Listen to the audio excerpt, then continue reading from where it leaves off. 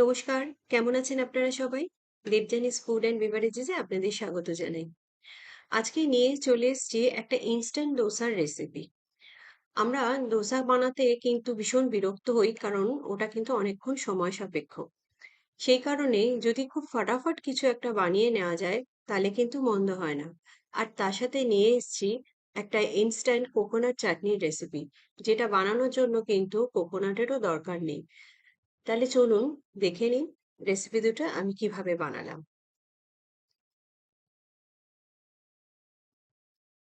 এখানে ডোসা বানাবার জন্য আমি নিয়ে নিয়েছি একটা মিক্সড ডাল। এখানে আমি ১ কাপ মতো এই মিক্সড ডালটা নিয়েছি।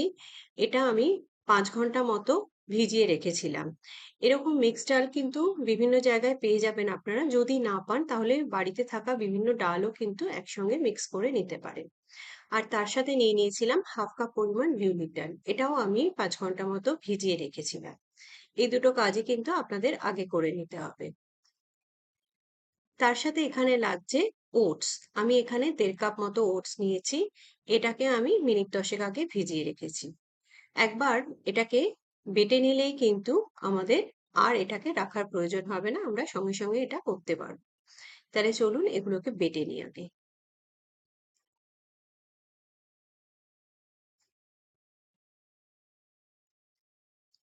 প্রথমে আমি আগে এই ডালটা বেটে নেব। ডালটা ভালো করে বাটা হয়ে গেলে তার মধ্যেই আমি ওটসটা দিয়ে একসাথে বেটে নেব।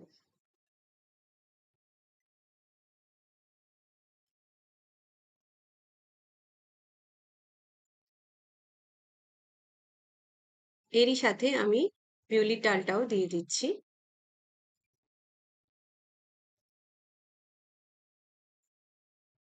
এখানে আমি ৩ টে কাঁচা লঙ্কা চিড়ে দিয়ে দিচ্ছি এর মধ্যে।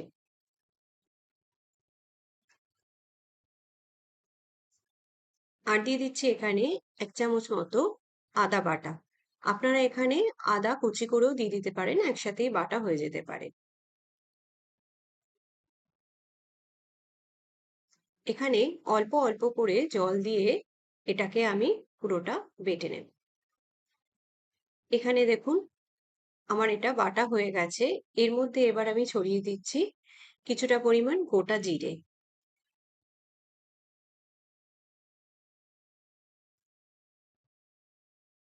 আর এখানে দিয়ে দিচ্ছি পরিমাণ মতো নুন।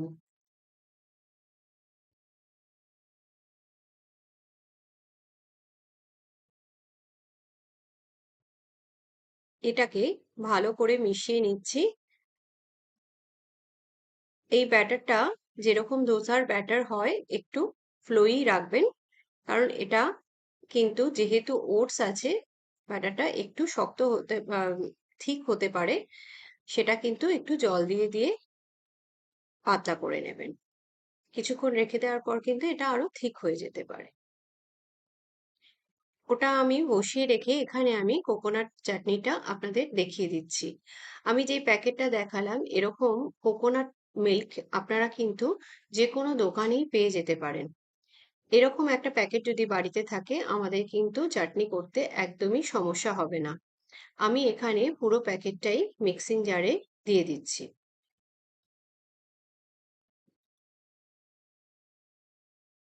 এখানে আমি দিয়ে দিচ্ছি রোস্টেড চানা, যেটাকে আমরা ছোলা বলে থাকি।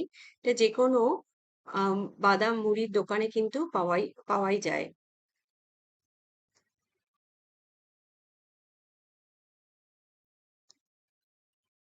তার সাথে দিয়ে দিচ্ছি রোস্টেড চিনেবাদাম।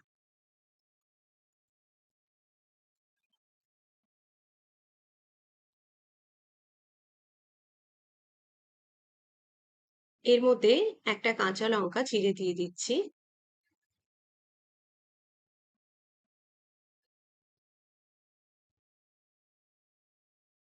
এখানে পরিমাণ মতো একটু জল দিয়ে দিচ্ছি।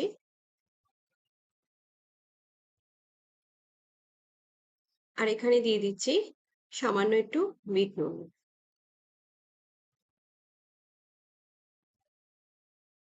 এটাকে আমি মিহি একটা পেস্ট বানিয়ে নিয়েছি। এই যে দেখুন, আমি একটু পাতলা রেখেছি, আপনারা চাইলে কিন্তু একটু থিকও রাখতে পারেন। এখানে এবার এটার মধ্যে আমি একটু ফোড়ন দিয়ে নেব। সেই জন্য এখানে আমি তেলটা গরম করে নিয়েছি। এর মধ্যে আমি দিয়ে দিলাম একটা শুকনো লঙ্কা চিড়ে,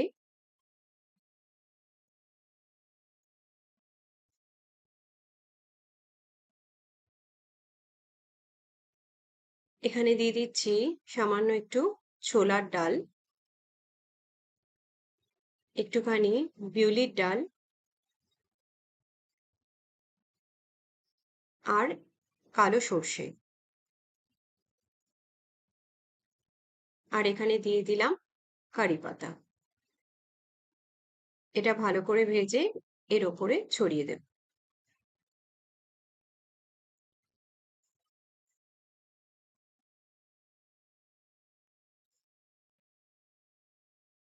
এটা এর ওপরে ছড়িয়ে দিচ্ছি। দিন তৈরি হয়ে গেল ইনস্ট্যান্ট কোকোনাট চাটনি। টেস্টে কিন্তু একটুও ডিফারেন্স বুঝতে পারবেন না। আপনারা চাইলে একটু থিকও করতে পারেন, আমি একটু পাতলাই করেছি।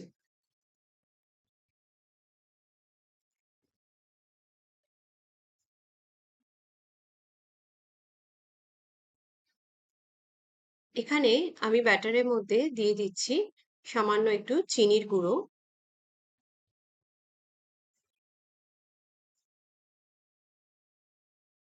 আর এখানে আমি 1 টি স্পুন মতো মেথি, এটাকে রোস্ট করে একটু গুঁড়ো করে এর মধ্যে দিয়ে দিচ্ছি। কিন্তু এটা আমি ভেজাতে আসলে ভুলে গেছিলাম। আপনারা কিন্তু এটা অবশ্যই ডালের সাথে একসাথে ভিজিয়ে বেটে নেবেন, তাতে গন্ধটা কিন্তু খুব ভালো আসবে।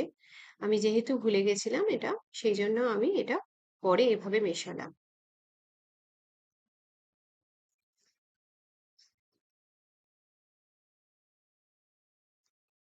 এখানে প্যানের মধ্যে আমি সামান্য একটু, একদম খুব সামান্য একটু তেল ব্রাশ করে নিলাম।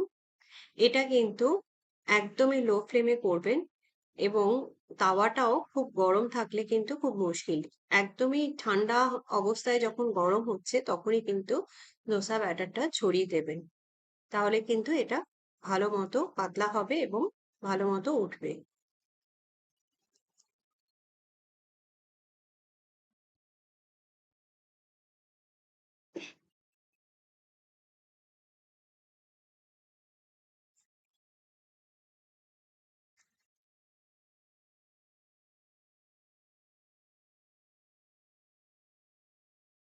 এটা কিন্তু একদমই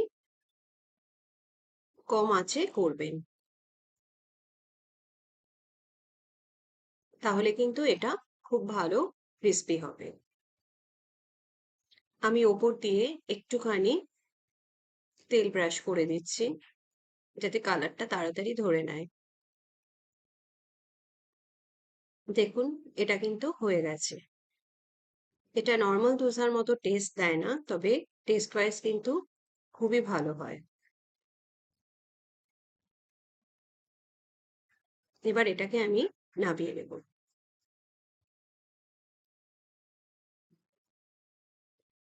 নিন, তৈরি হয়ে গেল ইনস্ট্যান্ট ওটস দোসা আর চাটনি। আমি এটার সাম্বার আর আলুর তরকারি যেটা আছে সেটার রেসিপিও আমার পরবর্তী ভিডিওতে নিয়ে এসেছি।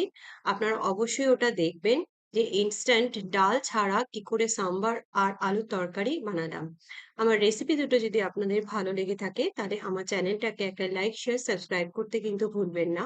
আর বেল আইকনটা প্রেস করে দেবেন আমার পরবর্তী ভিডিও নোটিফিকেশন পাওয়ার জন্য। আর আমার চ্যানেলটাকে একটু ফলো করে দেবেন। আপনারা ভালো থাকুন, ভালো খান। ধন্যবাদ।